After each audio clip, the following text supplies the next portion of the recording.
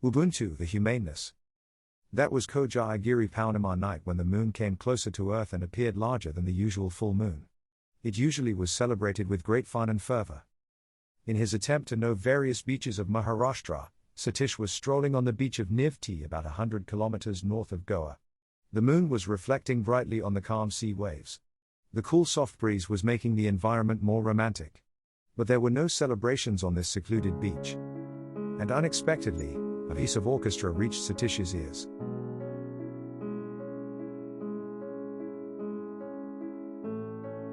He was surprised that the 3 to 4 centuries old, wonderful piece of music was being played in this remotely located area such as the beach of Nivti. Satish started moving in the direction of the music. As he was proceeding, the intensity of the music started increasing. After a walk for 4 to 5 minutes, he was in front of a deserted house. He was pretty sure that the sound was coming from this bungalow only. It was past midnight. He could not see any movement or any light inside the house. Wondering who must be playing the music, Satish entered the shack. And all of a sudden, the music stopped. Confused, Satish hurriedly came out of the house. No trace of playing music. He waited for some more time. But music could not be heard anymore. Disappointed, he returned to his lodge where he was put up. He decided not to speak of his experience to anyone. At around 11 in the morning, Satish went on to the beach. He went to that deserted villa and entered. But he did not find any signs of anyone playing orchestra of the 18th century. Satish came back to his lodge. After dinner, Satish went onto the beach again. The tranquil ocean displaying the reflection of the waxing gibbous moon was mesmerizing. Satish decided not to go near the deserted house. He sat on the dry sand a little away from the abandoned house. And slowly the symphony started.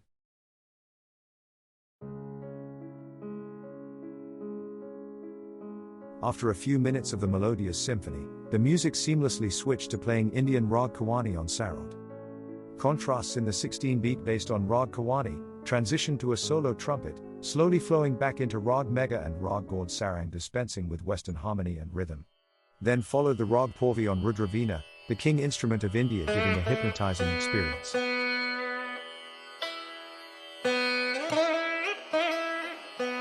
After 10 to 12 minutes, the melody switched to a clarinet leading the orchestra. Sometime later, the rhythms of the African drum, the djembe, led the concert.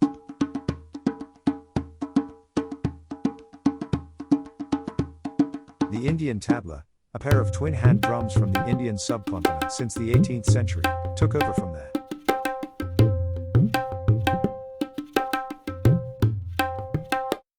After a few minutes, the Japanese koto, the 190 centimeters long string instrument, and the shakuhachi, the bamboo wind instrument, carried forward to the calmness and serenity of the environment, playing the soul of wind.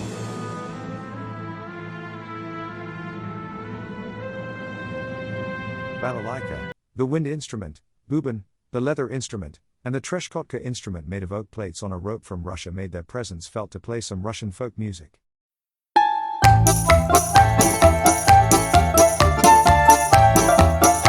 Classical composition by Russian Tchaikovsky came to the forefront.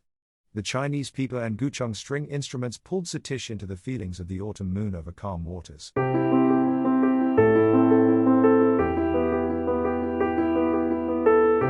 Brazilian pandeiro playing samba for a wonderful steady hypnotic rhythm ended this Philharmonic Orchestra's performance. Satish realized this was not just an orchestra but was the global fusion of music the world over. He remembered the great sarod player Mr. Amjad Ali Khan's quote. Like air, water, and color, music too has no religion or nation, but every religion or nation needs it. I feel connected to every soul and every song in the world. But who was playing that music? Satish decided to probe further. This time, instead of entering, he waited outside the bungalow, listening to the grand music pieces representing various countries. Suddenly a very old person appeared on the scene, approaching Satish. Satish got an alert. A shriveled, white-skinned person came close to him. I see you visiting this place many a time during the last few days. You seem to be interested in music. You must be wondering how such an international musical orchestra is heard in this remote place. Don't get confused. I will tell you the entire story if you promise me to carry forward our mission. The person spoke in the broken Marathi dialect Malawani. Satish was baffled. The local language from this foreigner? Do not get perplexed. We came to this beach about 5 months ago when a shipwreck drowned a little more than 200 persons. Our undying spirits held us together and we pulled our most cherished musical instruments along with us and reached this beach. To our surprise, we found this abandoned bungalow on this very rarely visited but wonderful beach. We took shelter here. To give you a little more background, we were a musical group Ubuntu Philharmonic from Zintova, a small country near the African peninsula. When we created the group Ubuntu with like-minded people to promote harmony and unity in the world through music, we decided to have a concert fusion of music from various countries. We collected various instruments typical of different countries and experts from those countries contributed a piece that would seamlessly switch the instrument coherent to the theme of harmony. The resultant composition turned out to be spellbinding and received accolades from many countries. We organized a world tour to perform live at various places. The president of Zintova was thrilled by this response. He called the leader of our group and appreciated our activity. In the end, he said, "We are happy about your achievement. But we want you to include one song promoting our ideology." To this our leader refused. He politely said, "But sir, we are promoting humanity and harmony through music. We do not wish to speak for any political opinion." Hearing this, the chief got annoyed. "See mister, either you agree to advance our thinking throughout the world or you face a ban on your activity right away. But sir, aren't you happy that our efforts are appreciated over the entire world? That will earn goodwill which will get our country recognition and eventually that will benefit our country's trade," our leader pleaded. "Don't try to teach me what is good for our country. Either you include our song in your concert or face a ban on your activity right away. Give us some time to think over the matter. We will come back to you the day after tomorrow," our leader said. On returning after the discussion, the group had a meeting. Each member vehemently opposed the order.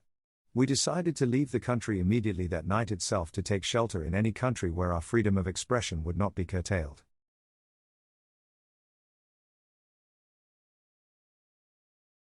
A ship, with the capacity of 100 persons, was organized and we got ready to leave the country.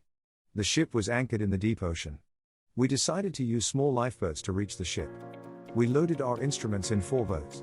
The expert musicians got onto separate boats. In complete darkness, without making any noise, we reached our ship. We loaded all our musical instruments onto the ship quietly. All the group members boarded the ship. Since it was no moon night, the entire movement was invisible.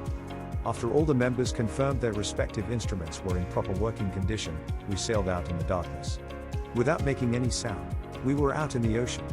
We spent 10 days sailing in the ocean. Then we were relieved that finally we were out of the clutches of the idiot of the country and we were happy that then we were not under the pressure of anybody's stupid ideas. We were on the way to enjoy the freedom of expression.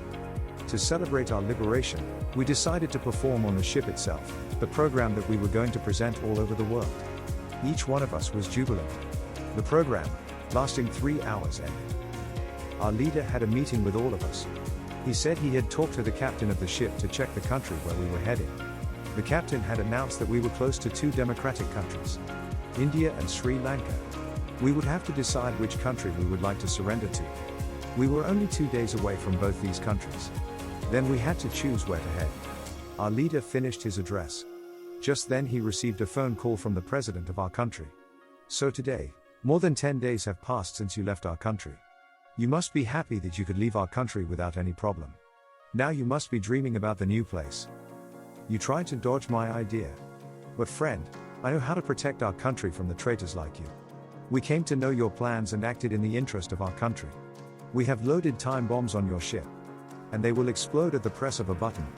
I am giving you one more chance. If you agree to my idea, you turn around and come back. You will be honored with the highest awards in our country. You will be rewarded monetarily too. That will take care of your next 2 generations. All I want you to do is to tell the whole world that our country has the best ruling government. Here every soul is happy and free to do anything they want to do." When we heard these words, we remembered how the present president had steered a coup against the previous, democratically elected government and there was a forceful change of government. We also recollected how the protests for the change were suppressed with a heavy hand. Many youngsters had laid down their lives protesting against this undemocratic move. After a pause, the president said, "After 12 days of sailing you are now in the middle of the big Indian Ocean. You must be far away from the land of most countries. Now, I am giving you a final chance. I will count down from 10 and before the limit gets over, I must hear the words, 'We agree to your suggestion.' If I don't hear anything from you, I will order to press the button. That will explode all the bombs put at the strategic points of the ship. Your ship will be blown into pieces. You all will be thrown into the cold waters of the Indian Ocean. You will be so far away from the land anywhere, that none of you will be able to swim to the shore.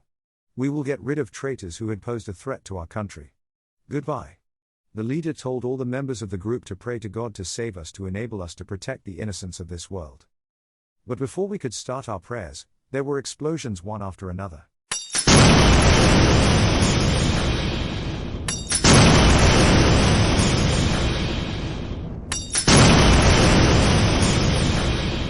And our entire ship was broken into pieces.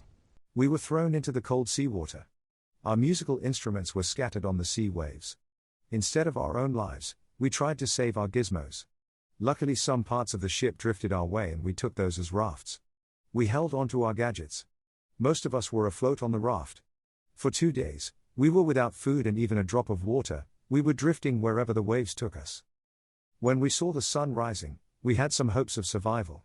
No land was in sight. Only water was seen in all directions.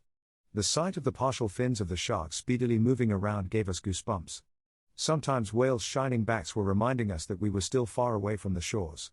Many different types of fish swimming swiftly were seen nearby. Keeping track of group members, who were drifting sometimes away from us, kept us worrying constantly. Above, at a very high altitude, whenever we spotted a flock of birds trying to cross the oceans, we got jealous of them. How they were free to change their location at their will. The sunset, which we used to admire otherwise, set us to worry about the incoming night. The start of a cold breeze in the night used to dampen our hopes. But the rising sun would infuse new energy to our yearning for our safety. Thus, our dreams were riding the waves of hopes, one moment rising high and the next moment down the trough. Such 7 days passed. And that night, we touched this beach.